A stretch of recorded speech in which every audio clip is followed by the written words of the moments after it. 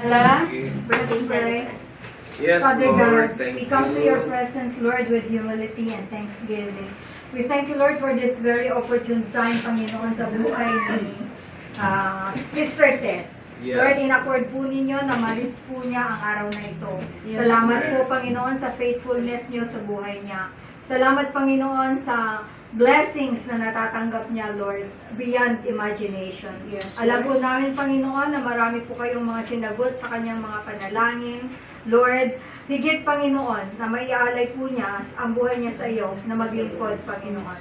Salamat, O Diyos, na kinakasangkapanan din po ninyo siya, Panginoon, para maihayag ang iyong pag-ibig sa kapwa.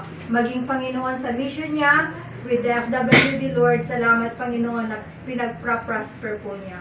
Music siya. Lord, may you continuously bless her, Lord, and whatever her desire, if it's within your will, Father God, mangyari po sana. Yes. I-bless niyo, Panginoon, siya, lalo na, Panginoon, with patience, Panginoon, as they are experiencing physical challenge ng kanyang asawa, Panginoon. Yes. I pray, Father God, whatever your will, Lord, alam po namin you're the greatest healer, and whatever your will sa buhay ni Kuya, Panginoon, mangyari po lamang. But we request, Father God, that mailapat po yung tamang gamot, mailapat po yung tamang medisina para gumaling pa rin po siya.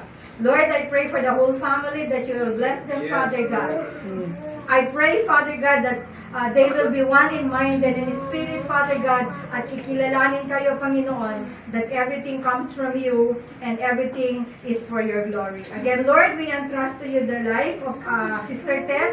May you continuously bless her, Father God, beyond measure. Again, Lord, thank you as we celebrate with her, Lord. Thank you for these blessings na hinanda ko ng bawat isa, Panginoon. Salamat sa mga blessor at Panginoon, maging kami, Panginoon, nakakain, i-bless you kami at may manorish ang aming physical body. Yes. Again, Lord, thank you for your love and grace. All this we ask in the mighty name of your Son, Jesus. Amen. Happy birthday to you.